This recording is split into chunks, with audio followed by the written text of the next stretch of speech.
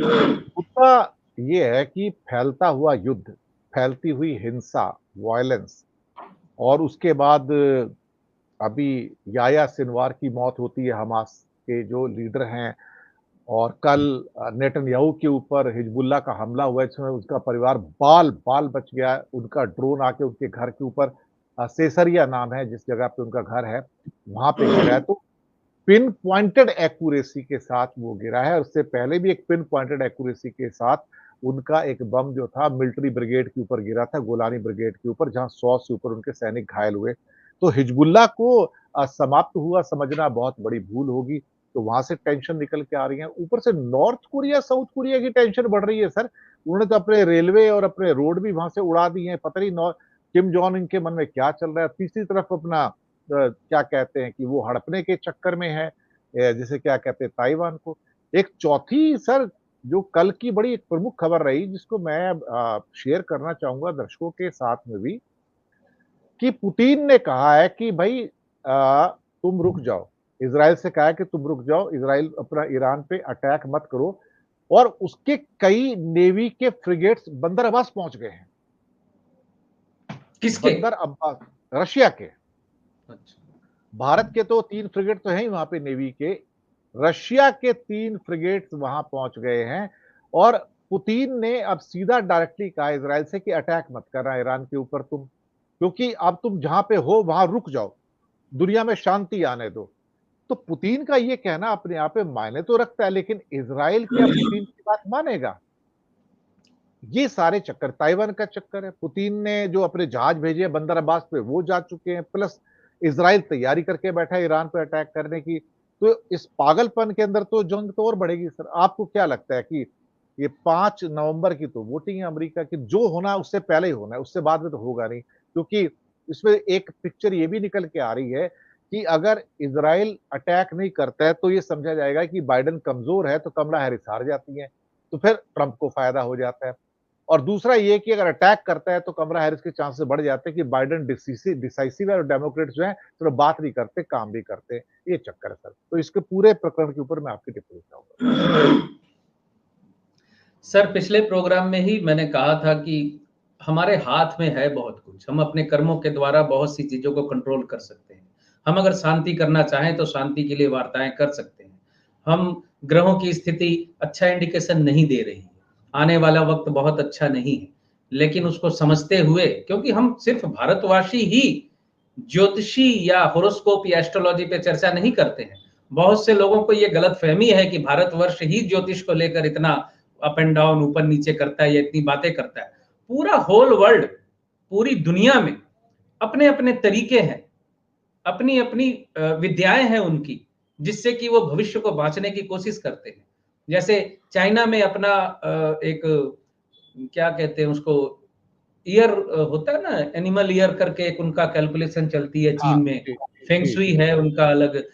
Western astrology transit पे, गोचर पे और शन शन के गोचर को बहुत ज़्यादा इम्पोर्टेंस देती है। जी, तो जी, सिर्फ जी। इंडिया ही नहीं, विदेशों के भी बहुत से देश ऐसे हैं, विदेशों में भी एस्ट्रोलॉजिकल सेवाएँ लेते हैं लोग। हाँ, ये मैं बदनसीबी समझता हूँ ज्योतिष शास्त्र की या ज्योतिषियों की या ज्योतिष शास्त्र की, कि लोग छुपाते हैं। ज्योतिष से हम बात कर रहे हैं या ज्योतिष से हम कोई राय ले रहे हैं, इस चीज़ को लोग हाइड करते हैं, लोग हुँ, छुपाते हैं। वो लगता है जैसे प्रोग्रेसिव लोगों के सामने ये नहीं, इस तरह नहीं दिखना चाहते कि जैसे हम ब्लाइंड फॉलोवर हैं या अंधविश्वास फैला रहे हैं। हालाँकि ये कोई अंधविश्वास नहीं है, ये कैलकुलेशन है। एस्ट्रोलॉजिकल कैलकुलेशन जो है सितारों की, ग्रहों की, वो आसमान में है, साबित किए जा सकते हैं कि जिस पे हम चर्चा कर रहे हैं, वो सारे ग्रह नक्षत्र आसमान में विचरण कर रहे हैं। सूर्य तो जिंदा जीता जागता उदाहरण है और चंद्रमा जीता जागता उदाहरण है इस चीज का। तो निश्चित तौर पे वो लोग भी अपने अपने दायरे के अंदर कहीं चर्चाएं कर रहे होंगे, तो आने वाले वक्त के बुरे गोचर को, ट्रांजिट को ऑब्जर्व कर पा रहे होंगे, तो वो उसको कोशिश करेंगे कि इस चीज को टाला जाए। क्योंकि हकीकत में कोई भी नहीं चाहता कि सब कुछ बर्बाद हो जाए, क्योंकि सबको सब समझते हैं कि युद्ध से फायदा किसी को नहीं होता, बस छोटी छोटी ईगो में लोग आगे बढ़ते रहते हैं। तो पुतिन का ये कदम जो है, ये जो एडवाइस है पुतिन की, निश्चित तौर पे इसका स्वागत करना चाहिए। लेकिन इजराइल इसको मानेगा, इसमें संदेह है मुझे। मान जाए तो अच्छी बात है, क्योंकि आने वाले समय में ग्रहों की स्थिति अच्छी है नहीं। और आज रविवार 20 अक्टूबर मंगल देव अपनी नीच राशि में आ गए, डेबिलिटेड शाइन में आ गए हैं कर्क राशि में। कर्क राशि में मंगल का आना निश्चित तौर पे सेनाओं की उग्रता और युद्धों में बढ़ोतरी जैसी स्थितियों का इंडिकेशन बनता है। तो स्थिति, एस्ट्रोलॉजिकल स्थिति बहुत अच्छी है नहीं, कम से कम अप्रैल मई 2025 के बाद से। अगर लोग शुभ बुद्धि संपन्न होकर अपने विवेक को जागृत करके चीजों को समझकर शांति लाने का प्रयास करते हैं तो निश्चित तौर पे आने वाले नुकसान में कमी लाई जा सकती है। सर अभी जो एक मेरे पास लेटेस्ट न्यूज़ है, मैं उसके बारे में भी बात करना चाहूँगा। वो ये है कि साउथ कोरिया और नॉर्थ कोरिया के बीच में अचानक से द्वंद्व बढ़ गया है। ना केवल रेलवे लाइन और सड़क तोड़ दी गई है, बल्कि ये कहा गया है कि नॉर्थ कोरिया ने कहा है कि साउथ कोरिया ने अपने ड्रोन्स जो हैं प्योंगयांग में भेजे हैं, जो नॉर्थ कोरिया की राजधानी है, वहाँ पर्चे गिराए हैं। इस किस्म के इल्ज़ामात हैं और उसने कहा है कि तुरंत जितने यंगस्टर्स हैं तुरंत सेना में भर्ती हो जाएँ। 14 लाख नॉर्थ कोरियंस ने तुरंत एप्लीकेशन दे दी है कि we are ready to join the army. ये एकदम से एक फ्लेयर अप पॉइंट बन गया सर।